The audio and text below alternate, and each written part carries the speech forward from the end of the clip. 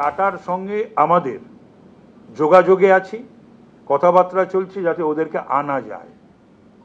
ওদের শুধু অটোমোবাইল নয়, তার বাইরে ওদের অনেক ব্যবসা রয়েছে, সেগুলো যদি এক্সপানশানে ওরা যায় এবং যদি নতুন ইউনিট খোলে, এই দুই। আরেকটা জিনিস আপনারা জানেন যে টাটা 900 কত কোটি টাকা ক্লেম করেছিল, তার বোধ হয় 750 কোটি টাকা আমাদের দিতে হবে উইথ সুদ। এই সমস্ত চাবি দিয়ে গেছে মমতা ব্যানার্জি।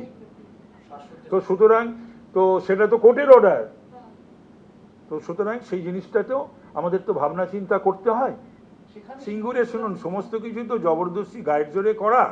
আমি বলছি এই সরকারের আমলে কতগুলো সমস্যা রয়েছে, কমপ্লিকেশনস রয়েছে, সেইগুলো কাটিয়ে উঠিয়ে আমরা সেখানকার মানুষদের সঙ্গে কথা বলে, কৃষকদের সঙ্গে কথা বলে, যারা জমি দিয়েছিলেন তাদের সঙ্গে কথা বলে নিশ্চিতভাবে সিঙ্গুর নিয়েও আমরা অত্যন্ত সিরিয়াস ভাবনা চিন্তা আমরা করছি, মাননীয় মুখ্যমন্ত্রী করছেন।